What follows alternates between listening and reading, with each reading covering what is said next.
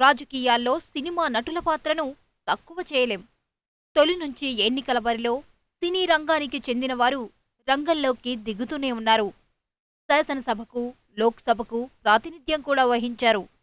Telugu Desam party ఆవిర్భావంతో పాలిటిక్స్కు, సినిమాకు మధ్య ఉన్న గీత పూర్తిగా చెరిగిపోయింది.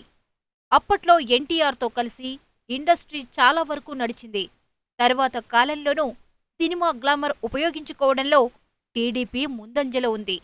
ఇప్పుడు దాన్ని బ్రేక్ చేయాలని వైసీపీ యోచిస్తోందట. తమ పార్టీకి సినీ గ్లామర్ జత చేయాలని ఆ పార్టీ నేత వైఎస్ జగన్ ఆలోచిస్తున్నారట. దేశవ్యాప్తంగా ఒకేసారి ఎన్నికలు నిర్వహించాలని ప్రధాని నరేంద్ర మోడీ ఆశిస్తున్నారు. 2019లో జరిగే ఎన్నికలను ఈ తరహాలో నిర్వహించేందుకు ప్రయత్నాలు సాగుతున్నాయి. ఈ నిర్ణయం అమలైనా లేకున్నా లోక్సభ ఎన్నికలతోనే తెలుగు రాష్ట్రాల్లో ఎన్నికలు జరుగుతాయి. ఈ నేపథ్యంలోనే 2014లో ఊరించిన ముఖ్యమంత్రి పీఠం 2019లో అయినా అందుకోవాలని వైసీపీ అధినేత వైఎస్ జగన్మోహన్ రెడ్డి ఆశిస్తున్నారు. అందుకోసం పార్టీకి కొంత సినీ గ్లామర్ను జతచేయాలని భావిస్తున్నారు.